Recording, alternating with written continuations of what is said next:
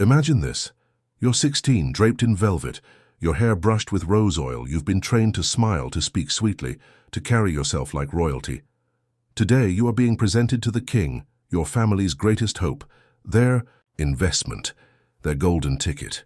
You are paraded before the court like a prized jewel, competing silently with 12 other girls just like you. But the king looks at you. Once and never again. By sunset, you're not on the list of chosen women for marriage or favor. You're not even dismissed with dignity. You're taken, by force, by the king's soldiers, used, passed around, and discarded, because in the brutal machinery of medieval politics, a woman the king rejects is not free. She is fair game.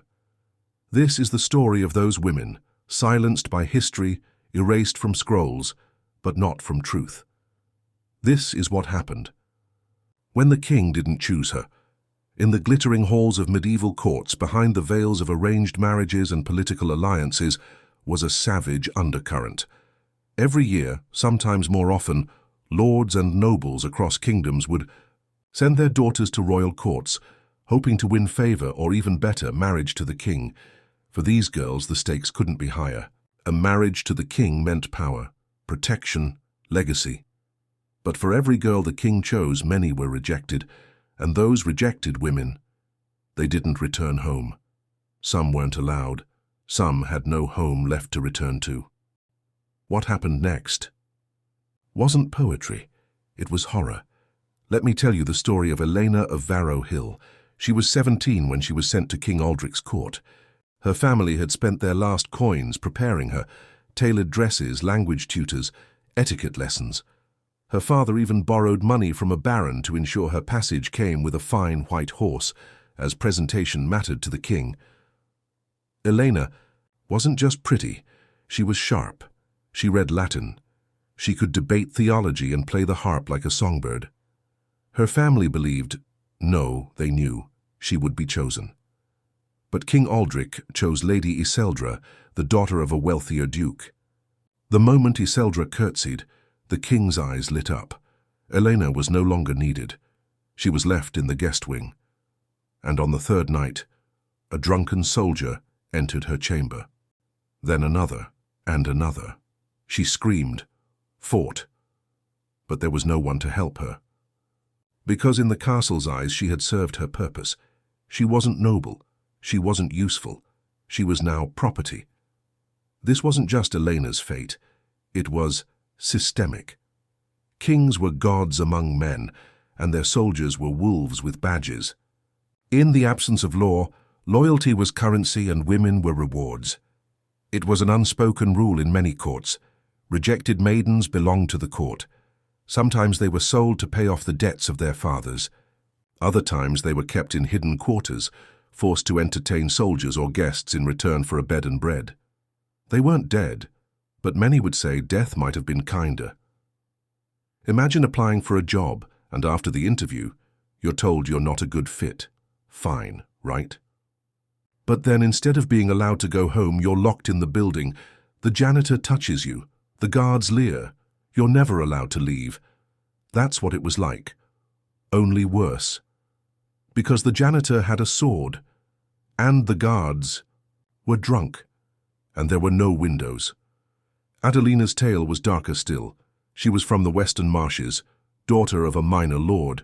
She wasn't meant to be chosen by the king. She was too plain, too quiet.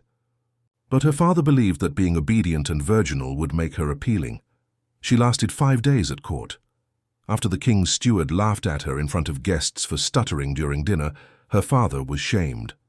The next morning, he returned home without her. Adelina was left in the castle kitchens where she washed dishes and scrubbed floors. The guards called her king's leftovers. At night they came. One day she refused, so they broke her fingers. By the time she turned 20, she was sold off to a mercenary company traveling east. No surname, no rights. Just cargo. In the medieval world, a woman's value was tied to her purity, beauty, and connections. A king's rejected woman was considered tainted. She had failed to please the crown. To common soldiers, she was spoiled wine, ripe for drinking, but no longer sacred. There were no laws that protected these women. Clergy looked the other way. Nobles turned their backs, and the women who cried out, they were labeled as mad, possessed, or ungrateful. There's a record in a dusty abbey scroll of a girl named Marianne who wrote in her own blood on the wall of her chamber. He looked at me once and forgot. But they never stopped looking. Elena was eventually found, half-starved and bruised, wandering the roads outside the castle wearing a soldier's torn cloak. A nun took her in. For years she didn't speak a word, but when she finally did, the first thing she said was, "I wasn't chosen, but I was taken." She lived in a convent the rest of her life, tending to abused women. She never spoke of the king again. In France, England, and the Holy Roman Empire, similar patterns occurred. Eleanor of Blois wrote in her letters that maids who displease the duke are fed to the wolves that wear his banner. A Roman chronicler mentioned, when Emperor Frederick passed over a maiden, the garrison rejoiced, for it meant fresh sport. It was never about love, never about merit. It was about power. And when power rejects you, it doesn't leave you alone. It leaves you open.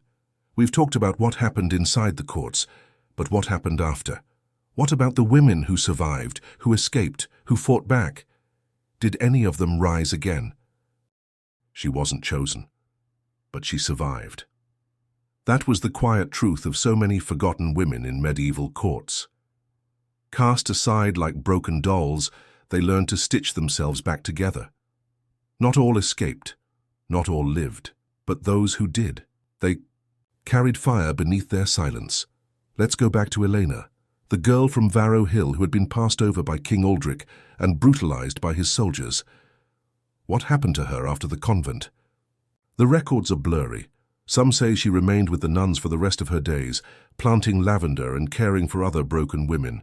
But others tell a different story. One tale, passed down by midwives and forest women, says Elena disappeared one night from the convent, that she was seen years later, not as a nun, but as a shadow figure who helped abduct and punish knights known for abusing women. They say she knew the guards' patrol routes by heart. They say she cut out the tongue of a man who laughed at a woman's cries. They say the king's crest was found one morning burned into the wood outside a soldier's barracks, alongside a woman's shoe. Was it myth? Maybe. But myths are often truths the world is too afraid to write down. Now let's look at a very real woman, Isolder of Brenton. She was rejected by Prince Harland during a feast in front of 300 nobles. He called her common-faced. Her father died from shame 2 weeks later. With no family and no dowry, Isolder was kept in the castle. Not in the great hall, but in the laundry quarters. And that's where the soldiers found her. For 2 years, she was passed among them like rations. She had no voice, no name, just chores. Until one day when a fire broke out in the barracks and several men were burned alive. Nobody suspected her. But when the captain of the guard confronted her, she didn't deny it. She looked him straight in the eye and said, "I didn't light it, but I prayed for it, every single night." She was executed 3 days later. Her grave was unmarked, but the chambermaids carved her name into a soapstone hidden behind the laundry shed. That soapstone is still there today, worn but legible. Isolder. She didn't just suffer. She left a scar. Now imagine this: when you're born into poverty, your father sells what little he owns to get you into the palace. You think you're lucky to be among the maidens considered for the king, and when he doesn't choose you, your punishment is to be used by the very guards meant to protect the kingdom. That was the story of Meera, a girl from the edges of the northern fens. No nobility, no title, just a chance to rise. She was soft-spoken, skilled at embroidery, and she sang hymns with the clarity of a bell. But after the court season ended, Meera was not picked. Her father was denied an audience to reclaim her, so the guards claimed her instead. But Meera had something they didn't expect: memory. She remembered every insult, every face, every word whispered in the dark.